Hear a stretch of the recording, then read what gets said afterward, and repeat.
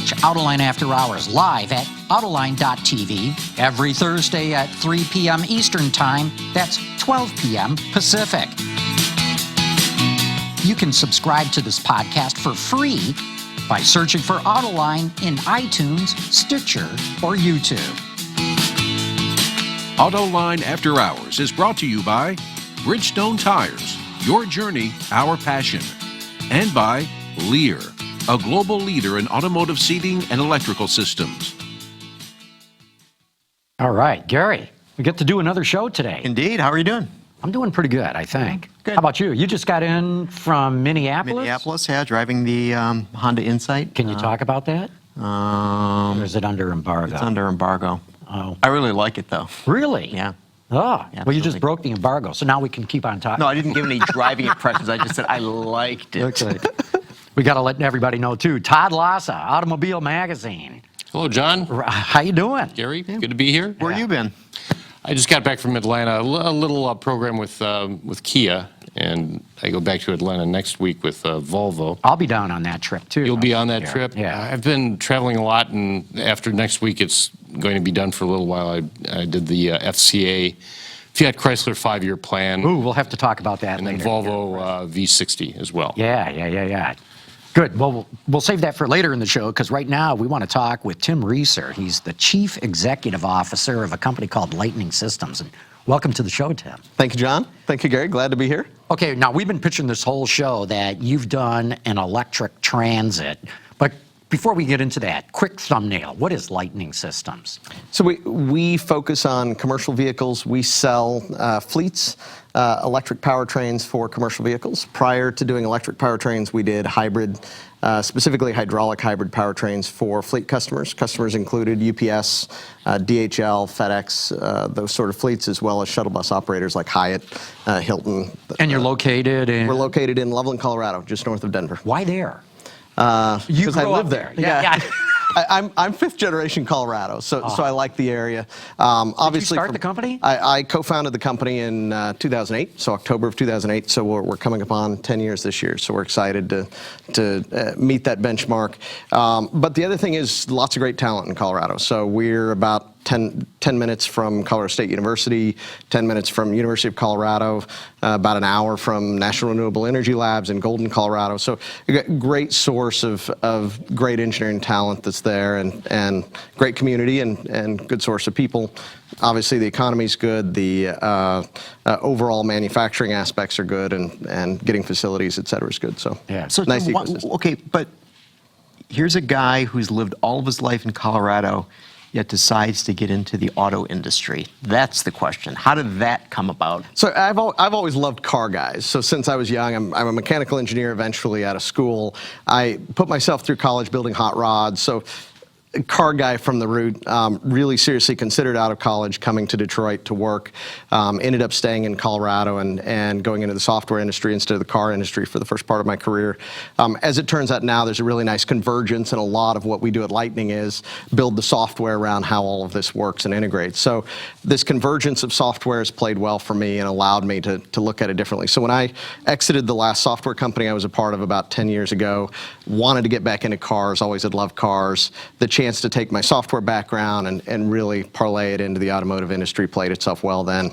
And so I ended up doing it. But I've also learned the hard way, Gary, there's a lot of discipline that's here in Detroit that we didn't have in Colorado and that I didn't have. And so certainly we've learned a lot of lessons the hard way, that now that we have a lot more talent in our company that came out of Detroit, we recognize the value of that. And certainly it's an important aspect we've had to learn outside of Detroit, that there's still some value here, and we're leveraging that. And in fact, our sales team is here in Detroit.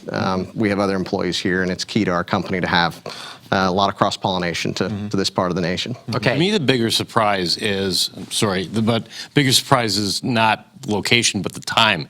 You started the company in October of 2008. Do you remember what things were like in October 2008? Yeah. It was just as The world was GM collapsing. and Ford and Chrysler were imploding. Yeah. Yeah, it was, in hindsight, it was an extraordinarily difficult time. Obviously, you don't know it at the time, you're in the middle of it, and you don't really see where it's going to go. And in our original roots, the co-founder and I were going to build a 100-mile-per-gallon car for the X Prize in 2008. In the end, and actually we have on our floor a really neat sports car that we built for the purpose. We actually put it in the Denver Auto Show in April of 2009, right as all this implosion was happening. And one of the head of fleets in Colorado came to us and said, hey, if you take that drivetrain, which at the time was a hydraulic hybrid drivetrain, and put it in trucks, we'd be a buyer. And I looked at the economy at the time, looked at what was happening in cars, and said, I think we've got a lot better chance in the commercial fleet vehicle business today than we did in cars at the time. And that's what spawned us into the last 10 years of really focused more on commercial fleets because of that time frame. So how many powertrains have you sold so far? In terms of across our 10-year history, about 300. Of the EV side, about 10. So we just started making the EV product March of this year. So we're starting to see larger orders now and starting to put those orders on the ground. We'll have probably 100 to 200 on the road this year. So we've got orders actively making them. Expecting to make on the order of 1,000 to 2,000 powertrains next year for vehicles. Who's buying them? So primarily the same fleets you talk about. So when you think about, one of the things about the Ford Transit as we look at that product line, it's both a bus and a truck. So you think about the hotels and the rental car fleets. You think about even somebody like who's going to rent a vehicle from Ryder. What kind of vehicle does Ryder need for somebody to go rent? They have transit. So you think about the Ford Transit product. It's a ubiquitous product from both a people mover and a thing mover. And it's also the thing mover side is a quickly growing side of the business, and most people think about it in the sense that now today, instead of going to Home Depot to buy something, you go to Amazon or you go online and you buy it and it gets delivered to your house. And that transition is showing up in the form of lots more work trucks, lots more last mile trucks on the road today, because it takes more smaller delivery trucks to deliver something to all these homes than it did to deliver something in a hub to spoke kind of play, like manufacturing warehouse to large consumer warehouse. So we see a huge movement into the work truck space. So we have even people that historically weren't delivery companies like Amazon coming and saying, hey, we've already gone past the capacity that UPS and US Postal Service can support us, so we need to build our own fleet. Staples saying the same thing, we're going to build our own fleet because we've now surpassed the capacity we can get from people like UPS or USPS. So we're seeing a huge boom in the commercial fleet truck space, but also what's happening right now in the people mover space. Specifically, you look at airports. California said starting 2023, you can no longer do people moving into any of the airports in California without being a zero emission based vehicle. So if you want to move people from airport parking, you want to move people from rental car parking, you want to move any of that people movement that occurs there, it now has to be a zero emission vehicle. I didn't know that. And the shuttles like Ford Transit is a nice product to make it happen. So those are the buyers today. Airport shuttles, airport parking, rental car, and then, of course, the delivery trucks. Well, so I was reading about your Lightning Hybrid. I just think that's fascinating. So, you use the regenerative braking to force the liquid that is then used to launch the vehicle. I mean, are you still making hydraulic hybrid, hydraulic? you're talking, yeah. Exactly. I mean, is that going to be something you're going to continue with? Yeah, so it's our roots, and it was a product I absolutely loved and still love. It's unique, it's innovative, it's a different approach, and especially in the days, even 2 or 3 years ago, you couldn't really capture a lot of braking from a large truck with a battery. You just didn't have the capacity in terms of how fast you could charge and discharge a battery to take that much power and dump it into a battery that quickly in a cost-effective way. So I personally have a sweet spot for it. I love the product. And we still have orders, and we are still servicing the product, and we'll still support the product. I don't know right now how the sales of the product are going to drive going forward as it relates to the mix on our EV product, primarily because right now the government incentives are really pushing and the government regulations are really pushing for zero emission. And whether a hybrid's hydraulic or whether a hybrid's electric, either way, it's not zero emission unless you're playing with hydrogen. So in this case, in most cases, we can't, with our hybrid product, it was not a zero emission product. So from a regulatory standpoint of where the regulations are going for cities and these airport shuttles and things like that, it doesn't fit. But when you think about things like big trash trucks, the payload required, even with today's very latest battery technology, it takes a lot of payload you use a lot of that payload putting batteries in instead of carrying trash in a big application like a big trash truck. And hugely expensive. And hugely expensive. The battery part of a large trash truck is $300,000 to $400,000 just for the battery. So we like it. We're happy to sell somebody an EV powertrain for a trash truck. But if you look at what actually makes monetary and financial sense, government regulations, government subsidies aside, putting a hydraulic hybrid in a trash truck makes a lot of sense. Right. So we still like the product, but some of it's going to depend on how the government regulatory and grant and subsidy markets change. I just think of the UPS truck going down my street, stopping about every 4 houses. That's right. It just seems to me that that's just perfect. No, and we had sold quite a few of them to UPS, and in fact, they still run them. So it was a great application. We saw really nice fuel economy improvements. And in fact, our team has leveraged that experience now in the EV space. So we became very good because in a hybrid space, all of the impact we had was about recovering that brake energy. That's all you did. In an EV space, there's a lot more to the full powertrain, but in fact, a large amount of the efficiency opportunity is in that regen still. So a lot of what makes an electric UPS vehicle make sense is the same thing, that you can capture that braking energy in that drive cycle. And batteries are good enough today, unlike 2 years ago, and certainly not 5 years ago, today the batteries are good enough to capture that energy. So we're seeing in this Ford Transit as an example, in a city drive cycle, it's 66 mile per gallon, compared to as a gasoline vehicle, it's about 13. This is a full, double height, big height Ford Transit, class 3, 10,300 pound vehicles getting 66 miles per gallon. So the opportunity, and a lot of that's because of regen, and our team's really, really good at understanding regen because that's our history. But it's also about how efficient the batteries and the motors and the systems have become. So you're saying for battery electric, 66 for miles? Battery electric, for battery electric. MPGe. Yes. MPGe, right. Okay. Equivalent for battery electric. One quick one on the hydraulic hybrids. Tim, wasn't it always the issue that they were so noisy? That's the thing that held them back? I think it was one of the key things that held it back was noise. And the hard part is it's subjective. And so I say this because it's part of the EV question as well, that for the longest time, customers would kind of say, well, we don't want to buy it because we think it's noisy. And I'd say, well, what's the value of that? What's the quantification? Because like anything else, we could have spent a lot of money and you can solve any problem for an amount of money. So what's it really worth to you? And customers could never tell you what it's worth to them that it's quieter.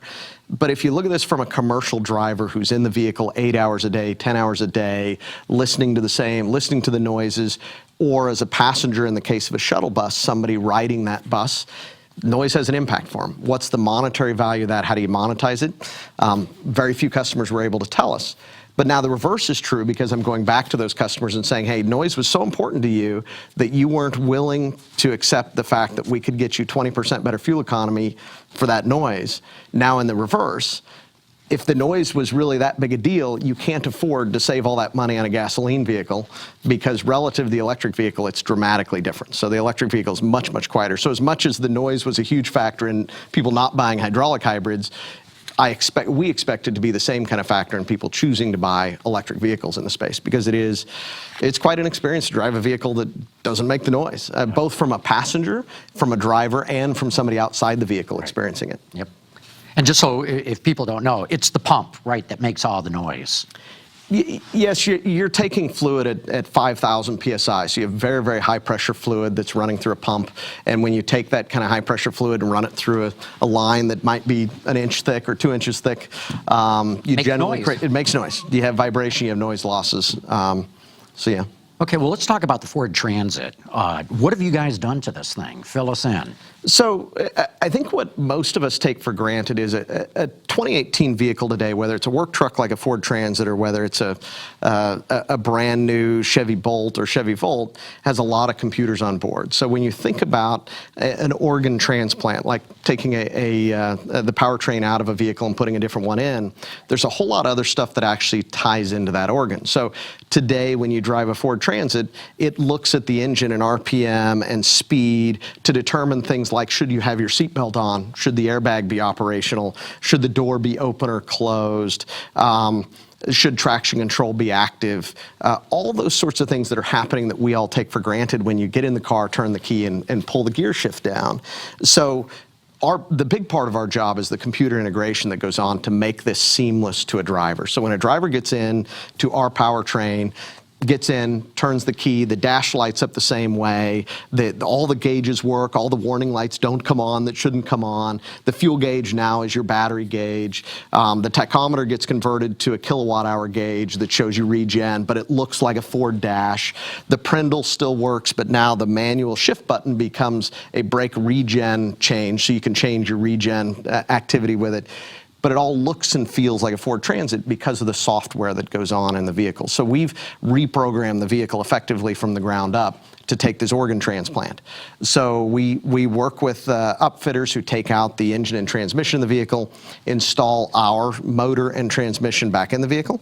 The motor mounts are the same place, the transmission mounts are the same place, it ties in the same way. The vehicle wiring harness plugs in directly to our harness, the control system works, the drive shaft goes in, and the vehicle drives. To the driver, it feels and operates the same way, only now it's much quieter, much faster off the line, much smoother. It's a single-speed transmission. But in terms of the operation, the driver works it the same way. So our work and what we do is the integration mechanically to make it all fit like the original thing fit, make it work like the original one worked, and all the software to make it all cleanly integrate with the base platform. Mm-hmm. Does the software expertise that you guys have play into the way the battery performs? Are you monitoring that and adjusting that as the vehicle? It's a very important question, Gary, because yes, the answer is yes, but it's important because a lot of people don't talk about the depth. One of the key things that's happened in the battery business is the recognition that to get long life on the battery and to get efficiency on the battery, it's all about thermal management. How tightly can you manage the temperature ranges of that battery, and how do you do it across lots of different climates? Whether, when I was here just 2 months ago in Detroit, it was 18 degrees. Now I'm here and it's 85 degrees. How do you manage that? And you go to Phoenix at 115 degrees. And how do you manage a battery set? And it turns out that by very carefully managing the thermal management of the battery, you get very good efficiency, much better efficiency than people have seen historically. And just as importantly, you get long cycle life. So again, this is a difference with commercial vehicles. Many of these vehicles are driven very hard and very long. Some commercial vehicles, airport parking vehicles, it's not unusual to drive 50,000 miles a year. So you think about a 5-year life on that or a 10-year life. These are very high mile vehicles. They get beat up every day and pushed hard. Battery cycle life is extremely important, much more so than it is in the consumer business. So we've spent a lot of software time and a lot of hardware time and a lot of engineering thermal management time thinking about how do you manage the thermal management of the whole system, the batteries especially, and how do you manage things like how deep do you cycle it, how often do you do fast charge versus slow charge. And certainly you can read about some of the other major EV players in the business doing it, but we find it's even more critical in the commercial space. So it's a big part of what we're doing in software, a big part of where we're innovating and where we see our intellectual property is how do you manage the batteries in a very, very tight way that leads to long life. Mm-hmm. So Tim, you've got a 66 mpge.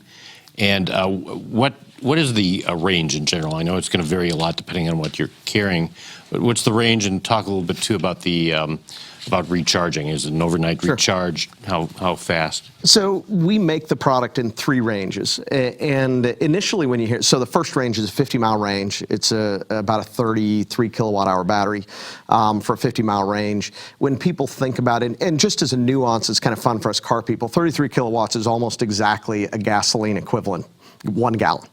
So you think about the fact this Ford Transit has 1 gallon on board of gasoline. That's its total capacity is a gallon. And so we're getting about the 66 miles. If you give yourself a little room to bear, we call it an LE50 for our 50-mile product. Mm-hmm. And that product is a 50-mile range. A lot of people say, what could you do for 50 miles? The answer is the typical, if you look at for example, PepsiCo's average drive cycle is 37 miles. So if you think about a delivery truck and how many miles they actually run, many of them, depending on how deep the urban environment is, it's not that many miles. They might be gone all day, but they're going in and out of locations. They're driving in deep urban environments. You can imagine a delivery truck in Manhattan. Some of them only drive 12, 15 miles a day. So because that's all you can get done in that kind of traffic. Same thing in London. So there's a lot of, as much as it sounds ridiculous that somebody could use a 50-mile range product, in this application, in delivery trucks, it can have a real application. But then exactly to your point, if you step back and say, what if I could charge that vehicle in 30 minutes? maybe somebody like San Diego Airport Parking, who does a 6-mile trip over and over, stops long enough for lunch, gets a full charge once a day again at dinner time, once again a day at a break time, and they in fact can keep going for 200 miles a day, even though it's a 50-mile product, because of DC fast charge. So we support 50 kilowatt DC fast charge in the Transit in some of our bigger vehicles now, 100 kilowatt DC fast charge. So the fast charge is a major component that makes it useful. And then in addition to the 50-mile Transit, we do offer a 100-mile Transit and a 150-mile Transit. And then we take the 50-mile Transit and add a fuel cell to it with hydrogen fuel cell tanks to get to a 250 miles. So the range now runs from a 50-mile all the way to a 250-mile product, depending on how many batteries you stuff in it and whether or not you add a hydrogen fuel cell range extender. What's Ford think of what you're doing? Have they been collaborative or what? So they initially came to us and asked us to consider doing this project for them. And one of my key questions was, why don't you do it? And I think that's the key question anybody'd ask, why didn't Ford just do this? Yeah. And Ford said, if you look at our business model, and I think, I'm in Detroit and people kind of know this intrinsically, but Ford said, look, if it's not a $1 billion market, it's not what we do. And it's just not. And they do $1 billion markets and they do it very well. So when you think about a niche market like this, where you've got lots of different custom customers and bespoke opportunities, it isn't what Ford does. And it's not, even if you look at Ford's commercial offerings, that's not what they do. In other words, they build a Ford E450 platform, for example, but they let other people put 15 different kind of bus bodies on it, and 15 different kind of truck bodies on it, and a tow truck body, and a delivery truck body. They let other people do that, and they always have. So the idea that they would let other people build this powertrain makes sense as well, and certainly they have been supportive of it.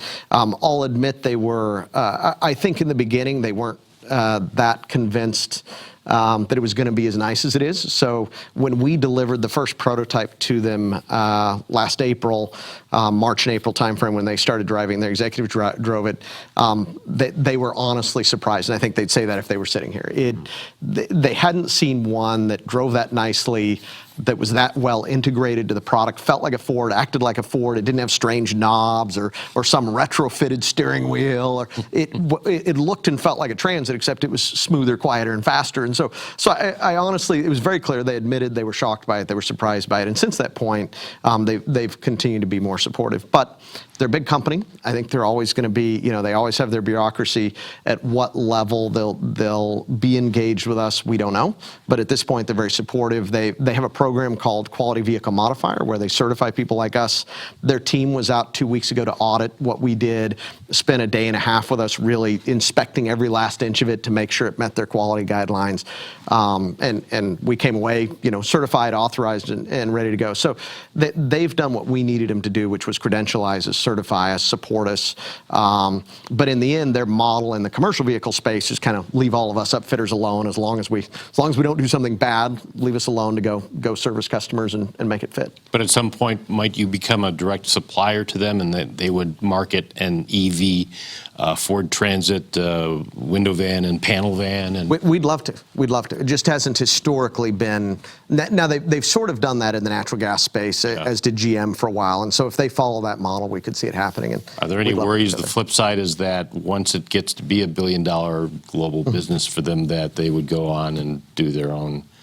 I think that's always, as CEO, I spend my time thinking about how do you defensively manage the company? And so certainly, could Ford do it? There's also, what Daimler's doing out there right now, where they're saying they want to be in the EV truck space. So there's a few people playing in the space, and we're always defensively trying to figure out how we play. But I'll say, for example, the Daimler has announced they're going to put an e-Sprinter out, so about the same size as a Ford Transit. Yeah. Put a Sprinter out that's going to be electrified by 2020. So it's still a couple years out, but they're working on it. They've announced it. It's a real product. They'll certainly make a quality product. But then they came out and said, well, it's only going to be in Class 2, meaning it's smaller than what we do, doesn't have the capability we have, so it's not going to serve every customer. So I would argue, even if Ford does something, my belief is they would do it in a Class 2 or Class 1 where they sell a lot more vehicles. So from our perspective, the commercial vehicle space is so fragmented, has always been very niche-y and fragmented. There'll always be a space for us to go find $1 billion worth of business in 4 fragments that nobody else wants. But over time, I do expect expect Ford either by working with us directly or doing it themselves. They certainly have the capability, the manpower, and the people to do this if they feel it's worth the investment and there's enough market. And then there are also potential customers. Well, you've already got FedEx. You've delivered just a small number of trucks to them, correct? I mean, are they looking to expand that? I mean, that just seems like such a natural. Yeah, we combo. expect, if you look at all the fleet vehicles, the typical approach, the fleet customers, if you look at the very big ones, so you think about UPS, FedEx, PepsiCo, AT&T, Comcast, these sort of larger companies, they've always tended to take a fairly disciplined approach because they have so many vehicles and there's a lot to lose if you choose the wrong platforms or if you go buy 1,000 of the wrong trucks, it's somebody's job's on the line, it's an expensive proposition. So most of them tend to be very disciplined, so that they're disciplined. The approach they typically take with us is they come in and talk to us for hours and ask for lots of information. They then get a demo, drive the vehicle, decide they like it. Then they go through a process where they want a vehicle for 4 weeks or 6 weeks. Then they go through a process where they buy 10 or 15. Then they go through a process where they buy 50 or 100. And that process takes 1 to 4 years. So fairly long cycle. We're at the beginning of that cycle with quite a few customers who've bought 1 or bought 5 and are now in the process of going up. But the big customers, it takes a while. Then we've got some mid-sized customers, though, who are willing to take a bigger risk, especially because there's a lot of grant money out, so the risk isn't all that high. The government's essentially taking some of that early adopter risk off the table in California. So right now, the Transit has I call it a $50,000 bogey on its head. The CARB will pay a customer $50,000 to buy our Ford Transit, so it helps alleviate some of the early adopter risk. And so some of the mid-sized customers are willing to forego some of that very methodical approach and are willing to buy 50 at a time. And so we're starting to see orders like that with some of the mid-sized fleets. And some of the smaller fleets, that they'll buy their 5 or 10 that they're going to do. Well, and along with that comes some sort of infrastructure, right? I mean, you have to convert at least part of your building to the chargers to be able to have these things come in and charge quickly and then go right back out. So is that kind of built in? How do you build that into your plan and into what you sell them? Sure. So there's 3 different levels that you'll see. One of them is, so one of the things we spend a lot of time looking at is, how do we make this vehicle. We were lucky enough, and I'll say this, to come in a little later. So there's been people who've been building electric commercial trucks for 10 years now. Navistar played with it 10 years ago. They're no longer doing it. Smith Electric came in. They died in 2014, no longer doing it. But for better or for worse, we've had a chance to learn from all of their mistakes. But also in the process, quite a few of them ended up installing charging infrastructure along the way, as has California. The other thing that's happened is public charging has gone in big in many places in the U.S. and is expanding because of the Volkswagen activity from their fine. So as that's occurred, there's a lot of infrastructure in and happening in a public way. So what we did is looked out and said, where are the standards going? And we're fortunate at this point, this year, there's been a lot of movement towards the CCS standard. It's what the Chevy Bolt's using. It's what the Ford electric vehicles, all the Ford electric vehicles are using. The level 3 CCS charger. combo, DC to DC level 3 charger, 50 kilowatts, kind of a standard. Almost all the cars have gone that direction. We saw an opportunity to use the exact same infrastructure in trucks so they can charge on a public charging, but also if a fleet wants to buy a charger, it's the same charger that a public group would have bought. So there's volume of those. The prices are coming down. You can get them installed. They're common. You can get vouchers or grants or subsidies for those. So that's been something. Our timing was fortunate enough to come in at a time where the standards kind of begun to get set, and we got to come in off the back of that and really come in with something that makes it easier. That said, there's still some times, especially outside of California, we had a New York customer buy the product, buy one of our Ford Transits, and then just say, hey, we just can't get chargers for a year because we can't get the permit. So they had to delay the purchase. So the infrastructure is still a concern. I think anybody who says it's not is naive, but we can certainly see it dramatically. California, just last week, the utility companies in California said they'd invest $750 million, it might have been 785, but 700 and some change, putting new chargers in the next 2 years. That's a lot of money, a lot of chargers going in. So we think the infrastructure problem will continue to become less of an issue. I've got one customer who bought a huge mobile charging station, so a battery bank with a DC-DC fast charger on the other end that he can go around and charge people's buses or vans in a parking lot if they need it. So a lot happening in the space that's mitigating it or resolving it, but it's not done yet. It's still, every time we have a customer, that's one of the first questions. Do you have a charger? Do you have a way to get a charger? Are you going to get a charger? Do you have funding for a charger? Those are still a question every time. Hey, we're getting down to the. Did you have a quick question there? Yeah. Yeah, two questions. Why did you pick the Ford Transit? And secondly, would you consider doing other vehicles? Yeah, and it sounds like we're near the end, so I'll make it fast. Yeah, the second answer is yes, and we are.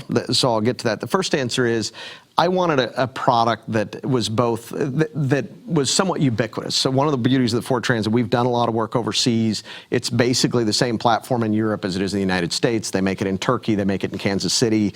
A very similar platform and product. So we like the fact that we could engineer the product and have it work worldwide. The second thing is they sell 140,000 of them a year. So it's a bit of a ubiquitous platform, and it can be a shuttle bus and it can be a cargo. And then the third thing was no one else was doing it. And the fourth thing was because of our quality vehicle modifier relationship with Ford, we had a leg up. We were already an audit organization. We're already trusted by Ford. We already trusted them.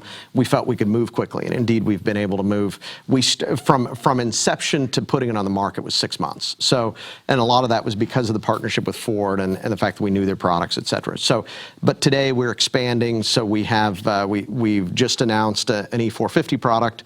So moving up into the Class 4 space, we'll announce in the next couple of weeks a Class 6 product with a different OEM. So excited about that. Spent the morning in Detroit working on that. And then we've already announced a customer who's having us repower their city transit buses. So a big Gillig 40-foot transit bus, we're repowering 10 of those in the city of Boulder in Colorado to all EV. So looking at the whole platform of commercial vehicles and putting powertrains in all of them. Okay, before we wrap this up, we did get a number of questions from the audience, so we got to do this rapid fire, quick answers. 80 Vikrium says, what's the price of the vehicle? So the powertrain itself upgrade is $69,000 for the 50-mile, $89,000 for the 100-mile product. But that doesn't include the cost of the transit. Right. You still have to buy a Ford Transit, Okay. whatever Ford Transit you want. But you're saying the government will pay as much as 50 grand? Right. So is that federal money? It's state money. So in California, so we had to get certified with California Resource Board to do it. They'll pay between $50,000 and $60,000 depending on where it's going for the vehicle as a subsidy for the Ford Transit. Okay, and I can't read this writing too well, but it looks like Mike at Santoyas, I'm not sure where, but it's Mike anyway. How much savings would you get using an EV versus a gasoline van? Obviously, it depends on how many miles you drive. If it sits there all day, you don't save a thing. Depends on how much fuel you burn. Obviously, the other thing that it's a big dependent on is whether or not you're paying for electricity. There are some people who, electricity is included in what they're doing, or they have some other subsidies around the power. There are some people, though, who pay as much for an equivalent gallon of electricity as an equivalent gallon of gas. So in California, for example, the equivalent gallon of electricity might be $5 or $6 a gallon. So in that case, yes, we're getting 3 times better efficiency. So we're getting 66 mile per gallon, not 13, but the fuel isn't free, and the fuel, in fact, isn't any cheaper. So it depends on those variables. We look for customers who are looking for a 2-year to 3-year payback on fuel savings. So that's ultimately the goal, is to get them a compelling feedback on fuel savings. Most of the time, those are customers who do drive, on a daily, hourly basis that can achieve that. Okay, Albert Maniscalco wants to know, why not cover it in solar panels? We're a fan of the idea, and you can fit a lot of solar panels on these vehicles, but it's important to note the power density of solar panels. If you actually do the math, the solar panel while you're driving can buy you about 1 mile out of the 50-mile range if it's on all day. So solar panels just don't have a lot of power density, and that's why when it's weird to think about, but the amount of, when you think about the battery that's equivalent to 1 gallon of gasoline, and it really tells you how good gasoline is as a fuel. There's a reason why we burn so much gasoline. It's a dang good fuel, but the battery to replace 1 gallon of gasoline is about equivalent to those 2 chairs. Wow. So it's still, and that's new technology. The old stuff was 4 chairs. So it still takes a lot to replace that gallon of gasoline, and solar power just doesn't do a lot. But it'll run the fans. So when you think about solar power on the various cars that have tried it, it'll run the fans or the heater for a little bit, but that's about all the power density that's there. Jordan tweeted in, Says, what's the difference in long-term maintenance with your battery electric versus a hybrid with an ICE? So the industry, and when you read out there, people will say, oh, it's dramatic, there's nothing to do. And certainly when, so we have a couple service partners like Ryder, and they said, okay, we need the whole service manual, what do you have to do? And you scratch your head and you think about it, and once every 100,000 miles, we're replacing the coolant. So there's no oil change, so that's kind of an obvious, we're not changing the oil. But other stuff is still there. You're still changing tires. The tires didn't go away. The windshield wipers didn't go away.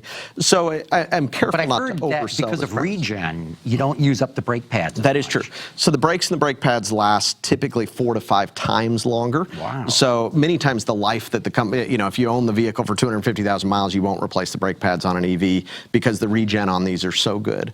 So certainly you get brake pad back, but and you don't have oil changes and brake pads. But there are other things where, like I said, you still have tires, you still have windshield wipers, you still have washer fluid, and there is still in our vehicles and in many electric vehicles there is fluid because we do liquid cool the batteries, liquid cool the electronics. So we do have a radiator, we have coolant in the vehicle. So in terms of the fluid, that's the one fluid that has to be changed every 100,000 miles.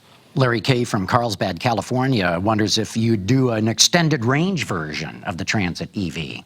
Yes. So as I was kind of talking about, we have a 100-mile product and then and a 150-mile product, and then we have the hydrogen fuel cell. So the most cost-effective way to get a lot of range, if you want in a big vehicle like this equivalent gasoline or diesel range, like if you had 100 gallons of fuel, you put in hydrogen fuel cell. So you essentially make your electricity on board using compressed hydrogen.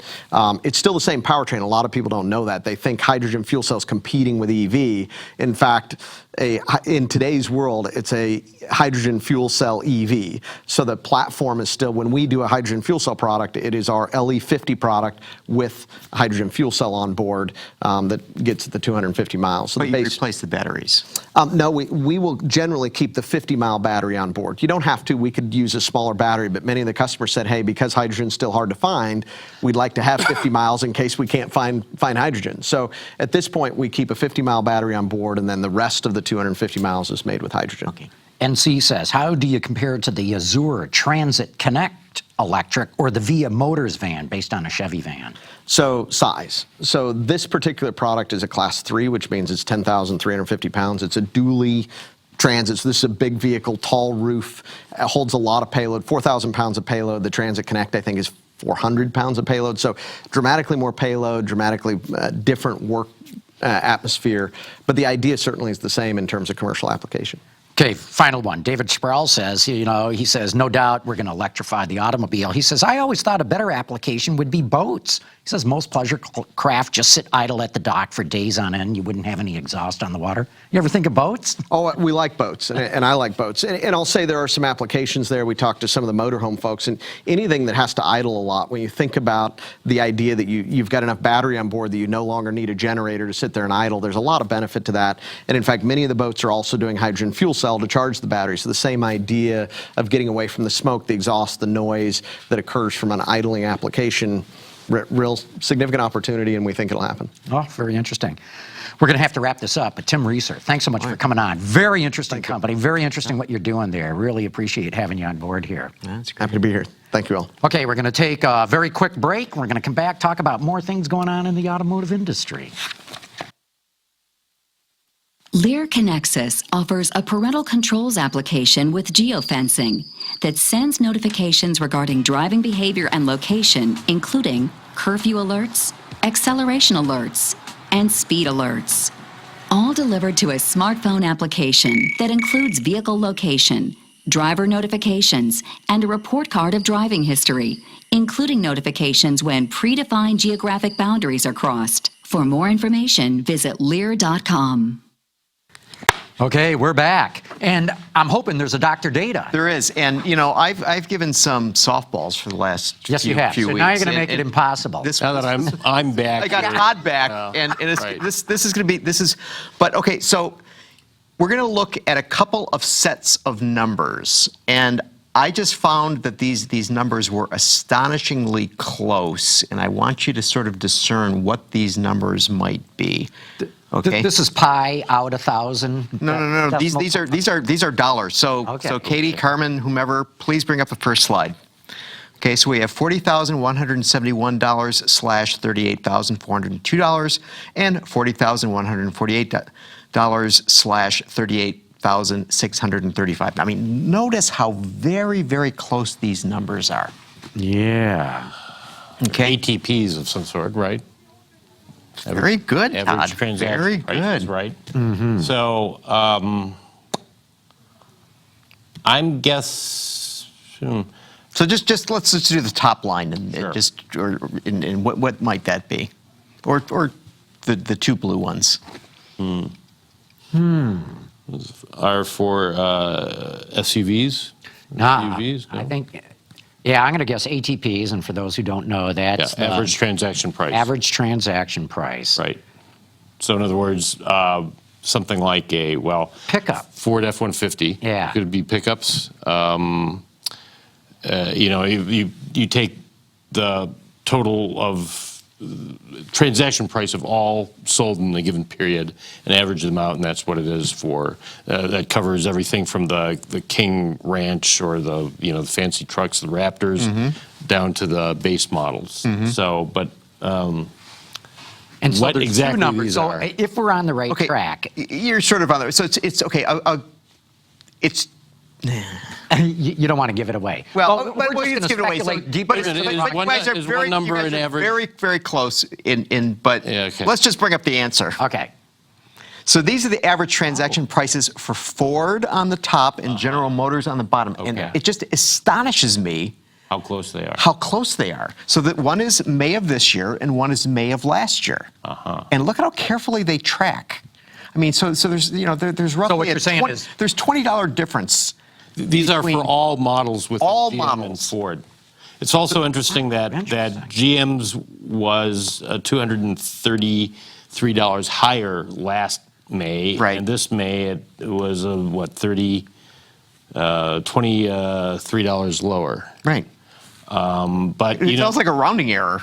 it does. It is. It is a rounding error. And it's also you also have the propensity of the GM cars are models are Chevys, but you have a little bit of a difference there with Cadillac, Buick Cadillac versus and Buick, Lincoln. which gets to a point I've made in the past about how Ford has kind of extended the Ford brand to the point where, instead of having Mercury, or which might compete with Buick, you have, platinum or titanium or whichever those levels are, which I think kind of makes up for the lack of So they those just middle higher brands. trim level. And of course, you have Lincoln, but that sells in nowhere near the numbers that Cadillac does, which contributes to a little bit of a higher ATP for GM as well.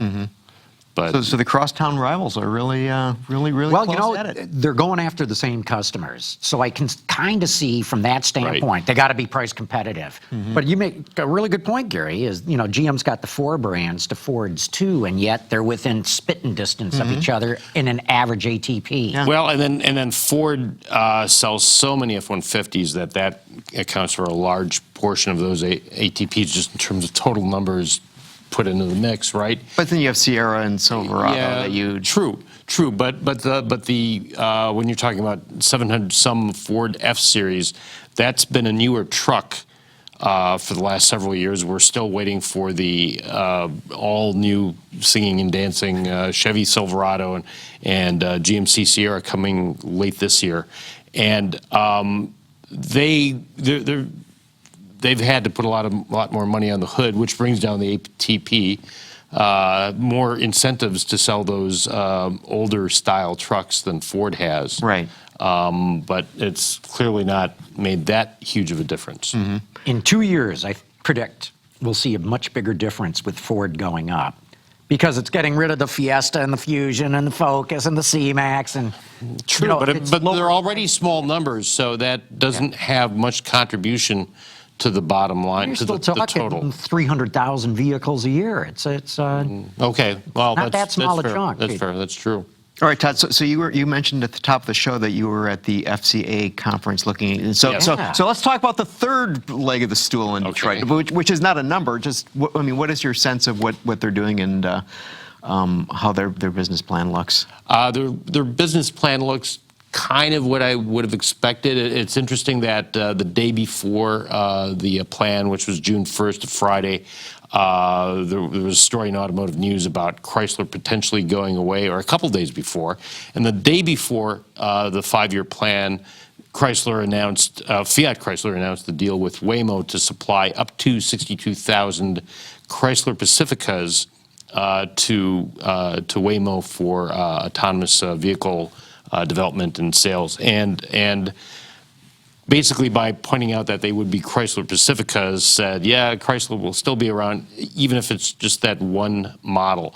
So on the day, on the 5-year plan date, Sergio Marchionne and Harold Vester and Mike Manley and a couple of others talked about future product, but they only concentrated on what they consider the global brands, which are Jeep and Alfa Romeo and Maserati, and they also talked about Ram, which is not, strictly speaking, a global brand, although they did announce that Ram and Fiat midsize pickup truck would be coming in a couple of years. And so in the Q&A section, first the analysts got to ask questions, and then the journalists, we were in a separate room, a separate building, and then Marchionne came into that building afterward with the chairman Elkin, the sign of the Agnelli family that started Fiat, and took questions, and I asked about, I asked about the long-planned Giorgio platform Dodge Charger and Challenger, which was on the 2014 5-year plan, and which I'd known about and we reported on maybe 2 years before that plan. And Marchionne said that that's no longer going to happen, that there will be a new Charger and Challenger, but they will be on a highly evolved version of the current platform, which, as you know, goes back to the early 2000s, had borrowed a lot from Mercedes-Benz under the old Daimler Chrysler days. So did you say when? I mean, no. It'll be sometime in the future. Well, the Giorgio One of the- platform was supposed to come next year. Yes. So I don't know where that plan stands right now. I'm sure. I'm sure that that's off the table. Well, we could have a new Charger and Challenger next year or the year after. One thing that Fiat Chrysler did very different than what it had done for the previous 2 5-year plans. The first one was in 2009 and surprised the hell out of all of us, because here's Fiat coming in and then they're laying out the 5-year plan and giving a fair degree of detail, naming names. You had things like the Chrysler 100, which was going to be the compact Chrysler product, the Dodge Hornet or A-body Dodge, which presumably would be based on the Fiat Cinquecento or something, and all that stuff went away. The 2014 plan, 5 years, again, laid everything out 5 years ahead of time. At that point, Marchionne said, look, this is kind of a guidance. We're not going to get all this done, because they didn't get everything done from the 2009 plan, clearly. This year, they had, for those 4 brands that they talked about in detail, they had a list of the models that each brand has today in 2018, and then a list of the models that they will have in 2022. Not saying this is coming in 2020, this is coming in 2021, whatever. It was just, here's where we will be in 2022, without giving that sort of detail Not as specific anymore. as they had been Yes, before. so- even though it's more detailed than any other automaker. All right. has out. Yeah, very much so, yeah. So let me ask you this, John. They have that wonderful plant in Bramley, Ontario, where they're building the Charger and the Challenger And the 300. 300, right? Beautiful plant, right? And they've recently redone their Sterling Heights assembly plant to go from building 200s to building Ram trucks. What are the odds that they basically say, you know what? We'll build the 300, we'll build the Challenger, we'll build the Charger, but we'll do it in Italy or Turkey or Romania or someplace like that, and we'll turn the Bramley plant into a truck plant? I don't think that's going to happen. Certainly not in the next 5 years. Who knows what's going to happen with sales? Fiat Chrysler in the presentation that you saw, Todd, are further contingency planning. Yeah. Are planning for the SAR in the U.S. to drop to 14.4 million in only 2 years. So that's a 3 million unit a year drop in sales in only 2 years' time. Right. And if that happens, they're not going to go out and retool a plant to make even more SUVs and crossovers. The other thing I think is that I believe they make money on the 300 Charger and Challenger, you know, with the Demon and all the permutations that they've offered, the Hellcat engine, and they've been really good at juicing that thing. Sales are doing reasonably well this year. Chrysler 300, we were talking about this before the show, the Chrysler 300 Dodge Charger combo, and granted, they don't break out the number of Dodge Chargers that become cop cars, but that combo of full-size cars do far better than say the Toyota Avalon or the Chevrolet Impala or any of the other front-drive full-size cars that are on the market, some of which are starting to go away, like the Ford Taurus, for example. Yeah. So I would love to see them continue to do a new Chrysler 300 on this evolved platform and make that kind of their town car, if you will. You know, but I still get the feeling that the 300 as a rear drive car is going to go away. I don't think in previous plans they said that the 300 or the 300 replacement, whatever it's called, and a large midsize SUV like a Buick Enclave type product would be on the Pacifica platform, which means front drive transverse engine. I don't think they're going to do both those products. The Jeep lineup is expanding quite a bit, and again, they also spoke about Ram, what Ram's going to be in the next few years. But Jeep is going to get a 3-row version of the next Jeep Grand Cherokee, which suggests that the current 3-row version, which is the Dodge Durango, won't be around. I'm guessing that was my interpretation. I don't see much future for the Dodge Journey. Why not? Since they're all in the same dealerships anyway, why not make just about all the SUVs and crossovers Jeeps? In fact, they also talked about doing a low height, meaning crossover style, 2- and 3-row Jeep. Well, So that would be what the Chrysler was going Is to it be. low B segment SUV yeah. and a low D segment 3-row SUV, Yeah, and then an right. E segment 3-row SUV. So Right. they're putting. Oh, all they're of- going to fill every blank Right. white space that's there. I don't agree with the Journey though. The Journey is actually selling quite well this year, and it's got to be one of the oldest products in the Oh, market. it's got. right I think now. it has a. Does it have a 4-speed automatic?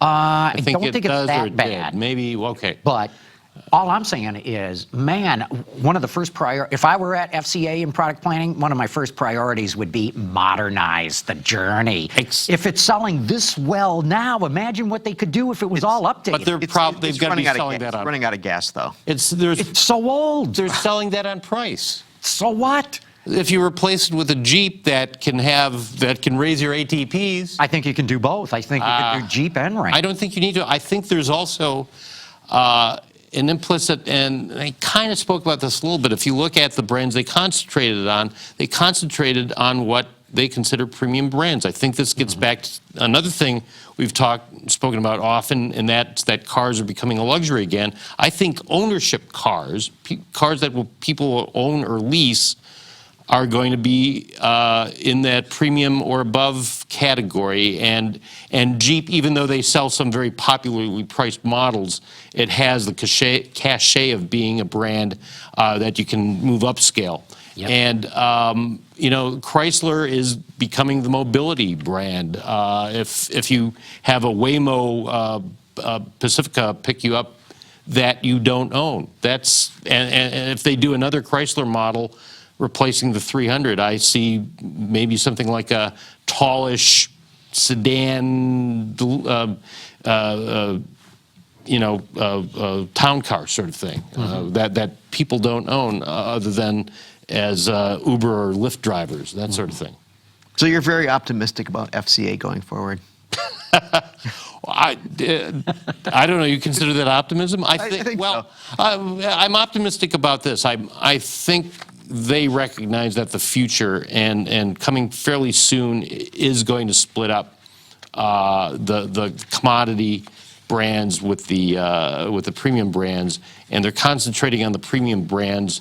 They're also finally kind of doing a complete turnaround and getting into electrification.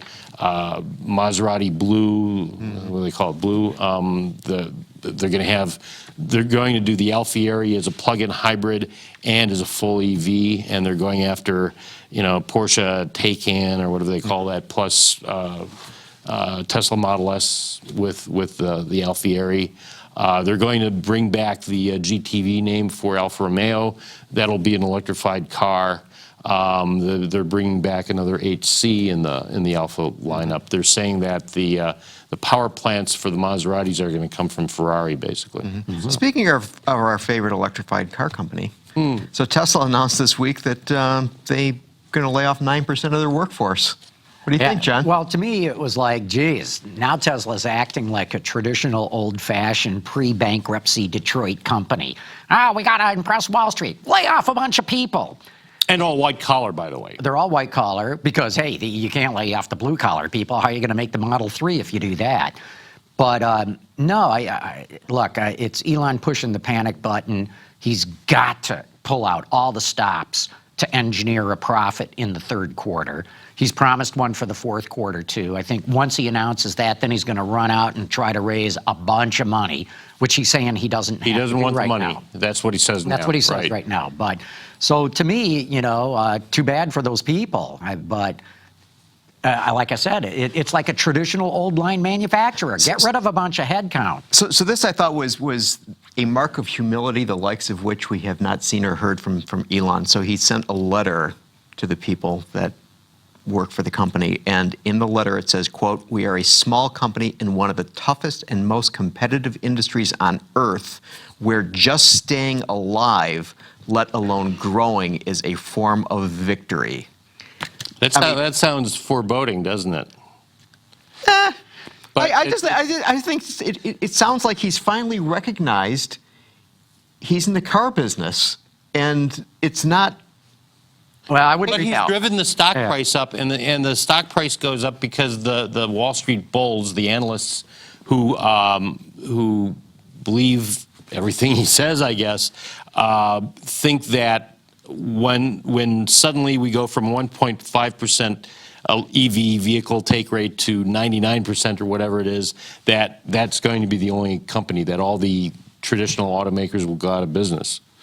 Even though the traditional automakers are developing electric vehicles by paying for them with pickup trucks. Right, but I just think he's saying, it's like making stuff is hard.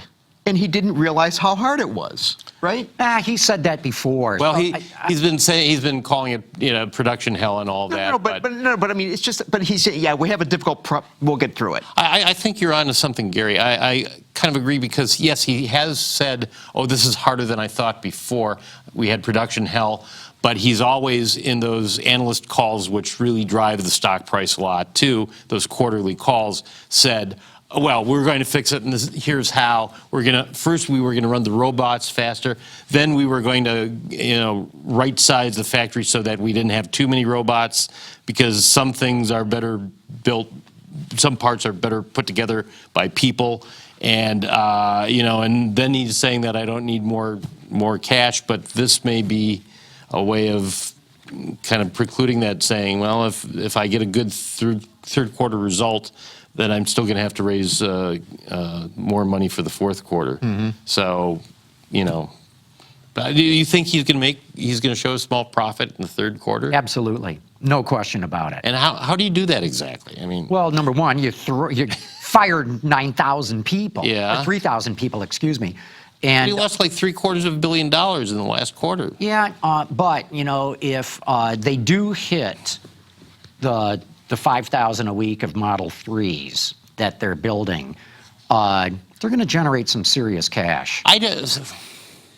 I keep hearing about how their net profit once they hit 5,000 units is going to be like 25% per vehicle or something like that. But What about, I mean, no, gross profit. That's Gross gross profit, profit right. per vehicle. But are they still going to be able to make a net profit? Well, that's what he's claiming he'll do, that on a GAAP basis, the generally accepted Which is economic another new principle, thing for him. Which, Yeah. right, anyway, just Yeah. to shorten this up.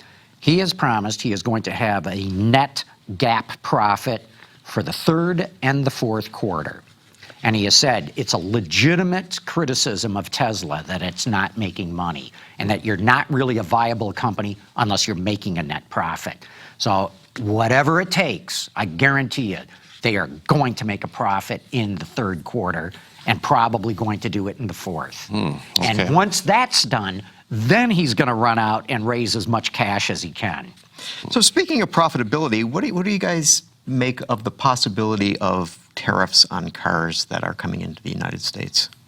It's interesting. This came up with John Murphy today at the Automotive Press Association, where Murphy from Merrill Lynch Bank, Bank of America. Bank of America, Merrill Lynch. He's an analyst, and every year he gives projections for where he thinks the industry is going to go over the next few years. And we spoke about this earlier. He's been up and down, where a few years ago he predicted a 22 million SAAR. U.S. sales SAAR by 2020 or 2021, and then a couple of years later said now it's only going to be 13 million. And now he's saying it's going to kind of even out, and it's going to be in the It's going to rain tomorrow. it's basically going to be the 16 to 17 million. But anyway, I asked him about, he said basically that suppliers and OEMs will absorb, they have to absorb the cost of these tariffs, and points out that they do their projections on, they plan out financially on a 5-year basis. So we've either got 2 more years of these tariffs or 6 more years of these tariffs. And so he thinks, at least for now, with a lot of pressure coming on car pricing, that that they will hold the line and not raise prices very much. Regarding that, he also believes that with the onslaught of XUVs, he specified crossover utility vehicles that automakers want to build more and more of, because they get a couple $1,000s per model versus an equivalent sized and People will pay segmented more money for sedan, Right. versus a sedan. He says once all these crossovers come online and everybody wants to do it, everybody wants to add more crossovers to the lineup, that'll put price pressure on them, and the profits will go down on those as well. So that'll be interesting to watch. Well, look, I think the tariff thing, number one, is it really going to happen? Because, Trump can be a lot of bluster and he can change his mind in the next minute. Yeah. The other thing is, what are they going to go to? Are they going to go to 10%? Which, to be honest, would not be unfair vis-a-vis Europe. Europe charges a 10% tariff. But what about Mexico and Canada? Well, Mexico and Canada, that's a different thing. And it looks like he's trying to blow up NAFTA. It will destroy the Canadian auto industry. It will wipe it out. It will cripple the Mexican auto industry. Because the average price of a vehicle will go up $5,000 to $6,000 if it's a 25% tariff. So if we look at some popular vehicles, like the aforementioned Chrysler Pacifica, where is Yeah. it built? Canada. Yeah. Yeah. If we look at the Ford Edge, where is it built? Canada. Yeah. Equinox and Terrain, Canada. Fusion, Mexico. Yeah. Well, Fusion's going away anyway. Yeah, it's going away, but they're going to put something else there. Chevy Trax, Korea and Mexico. Yeah. Buick Envision, China. Yeah.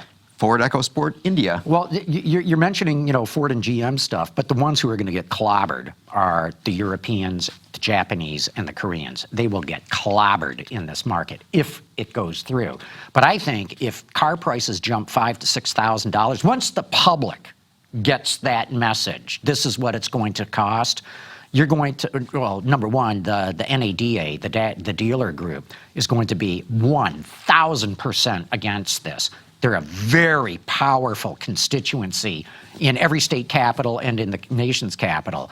The pushback is going to be enormous. Only the UAW's in favor of this. I think there could be a bump in sales in anticipation of Sure that there sort of would. thing? No question about I've it. got to rush out and buy my car before it goes up You by bet, but then there's going to be a $5,000. crash in sales. Right. And, maybe a John Murphy or somebody else can figure that out. But you raise the price of I'm talking on average, across the board, everything's going to go up $5,000 to $6,000.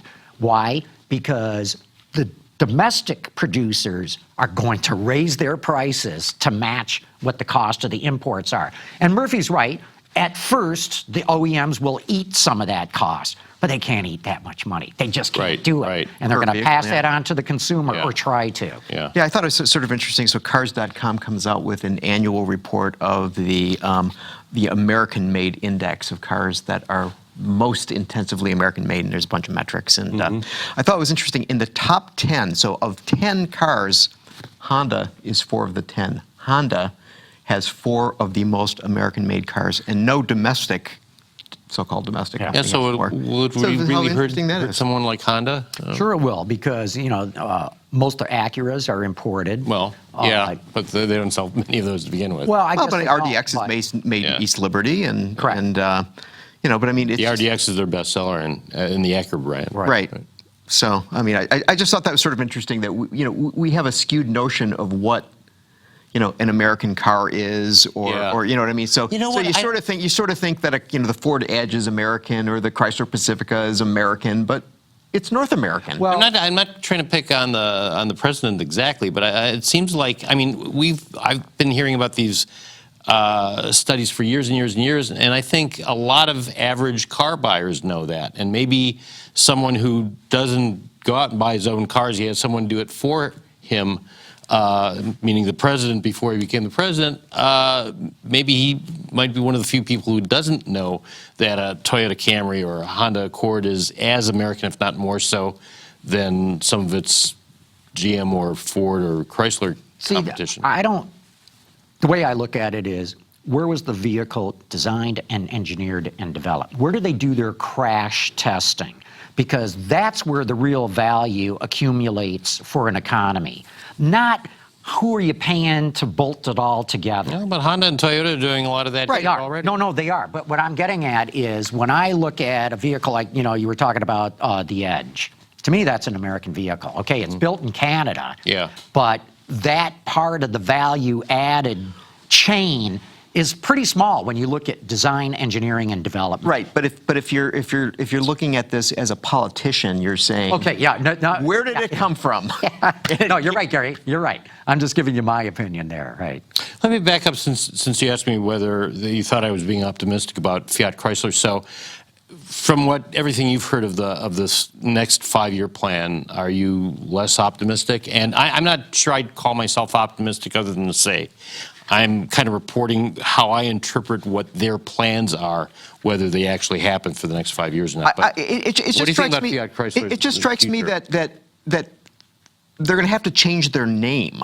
I mean, it's really not Fiat Chrysler anymore. I mean, it Yeah, when's the basically last time you becomes. bought a General Motors? No, but I mean, Bolt? it basically becomes a company that is predicated on Jeeps primarily, and then Yeah. hoping that the Alfa Romeos and things will add. Jeep Alfa Romeo doesn't quite. Well, go no, up. but the Alfa Romeo will exist Yeah. primarily to provide cachet. Yeah, Jeep will exist to provide money. yeah. And I mean, and that's what the car company. I becomes. think the Alfa Romeo thing, while I think it's a smart plan, how well they execute that, it's too early to say. We're seeing in the U.S. the sales of Alfa Romeo go up just because they've been nothing, and then started with the 4C, which is a low volume car. We don't know whether that's ever going to become as mainstream, the Giulia, for example, or the Stelvio, as some of the BMWs and Mercedes that they aspire to compete with. I'm not saying it's necessarily going to work. I've always said that if nothing else, the one part of Fiat Chrysler that will survive whatever else happens to the company will be Jeep, and that's the one brand that you can sell to someone else. Not sure you can sell any of those other brands quite so easily anymore. Right. I mean, if you look at his previous 5-year plans, he made it seem as though Americans would be tripping over one another to buy these fine Italian vehicles that they were going to be putting on the market. And near as I can tell, that you could probably shoot a cannon through a Fiat dealership and not Well, hit look, anyone. the market changed, because when they launched Fiat in the American market, relaunched Fiat in the American market, gas was $4 a gallon, and we were sure it was going to be higher than that. Put gas at $5 a gallon and see how the whole SUV and pickup truck thing happens. And to be fair, and again, I'm not trying to defend them, but to be fair, when Fiat relaunched back in the U.S., some of their numbers, maybe not on a yearly basis, but on a monthly basis, they came close to where Mini was when it relaunched in the U.S. You're right. But I'm actually optimistic about FCA. I liked the plan. And if you look at the past 5-year plans, the past 5 year, the two of them. 2 5-year plans, right. Thank you for saying that, right. They pretty much hit everything that they said they were going to do. There's a few things that they didn't hit. But overall, they hit their numbers. And when you look at where they're at right now, they're going to eliminate all their debt by the end of this month. All their is what he industrial debt, says. right, yes.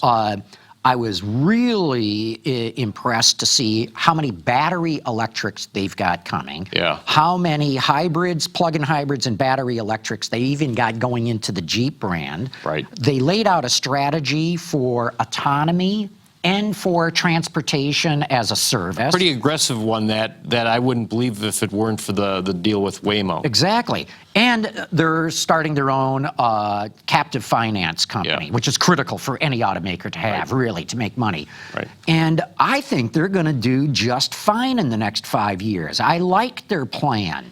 I think they're going to do, like I said, are they going to hit everything? No. Yeah. But if they hit 80%, which I think is how I would describe what they've done in the last 2 5-year plans. Yeah. They've hit 80% plus of it. If they hit 80% plus in this next 5-year plan, they're a very viable company. I think they're going to be becoming even more of a niche, if you will, but considering the uncertainty and some of the predictions of where the auto industry is going to go in the next 10 years, that may not be such a bad thing either, to be smaller, lean.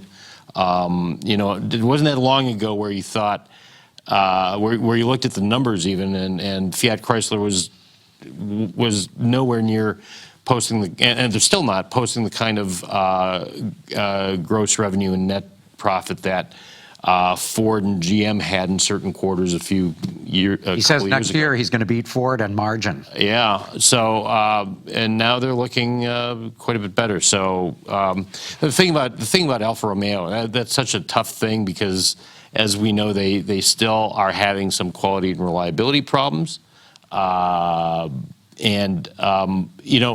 I remember, I think it was in the first 5-year plan, and by the way, the first 2 were in Auburn Hills, Michigan. This third one was in Milan. So we all got to go to the first 2. The first one, he basically indicated that he wanted to make Alfa Romeo kind of a poor man's BMW. And this came up after VW tried to buy Alfa Romeo from them and kind of showed them the value that the brand name had. We took a tour of the museum, the Alfa Museum, the day before the plan, and it's pretty impressive when you look at all the cars they put out, whether you're talking sports and racing cars or just regular cars for 100 years or so. Anyway, I'm getting off track. So he said at first, well, this is going to be the poor man's BMW. Then the second 5-year plan, he said, no, we're just going to go straight after BMW, meaning on price. I think he's going to have to revert to the first part and undercut BMW on price for quite a while before he can reasonably, make those sorts of margins. Of course, he'll be gone by then, right? He'll be gone by the end of the year. And I should say early next year. Fiat Chrysler, yeah. By the end of the fiscal year, I believe, which would be next April. Well, he had already said he'd be gone by the end of 2018. Mm-hmm. So I'm taking it to be the very end of this year. Yeah. Maybe they've extended it. Well, it's hard to pin him down on this sometimes, and I thought he meant the same thing too, but I think they count their fiscal year as going into the first quarter of the next year. So whether I thought their fiscal was a normal January through December. Okay, well, I thought it was. Anyway, yeah, I think by the end of this year, I think you're right. And he says it's not up to him to pick a successor. That's up to the board. There's a lot of speculation who will replace him. He will be missed as, if nothing else, just the most entertaining CEO to give this sort of presentation or to do a Q&A, a big roundtable Q&A press conference with journalists and auto journalists, and you could ask him a question and you'd get a direct answer, and he'd tell you if he didn't want to tell you, and he was fairly believable, I think. Yeah. Well, hey, look, we're going to have to wrap this up, but Todd Lassa, thanks so much for coming over, and especially filling us in on being eyes on the ground or boots on the ground for the Fiat Chrysler 5-year plan. My pleasure. It's fascinating, that stuff, so good to be here. And Gary, we got another good show under our belt absolutely. here, so Let's do one next week, let's too. do it again then. So we have to thank all of you for having tuned in. Autoline After Hours is brought to you by Bridgestone Tires, your journey, our passion, and by Lear, a global leader in automotive seating and electrical systems. Visit our website, Autoline.tv, where you can watch us live Thursday afternoons. Get your daily fix with Autoline Daily and in-depth analysis and interviews with Autoline This Week. There's all that and much more at Autoline.tv.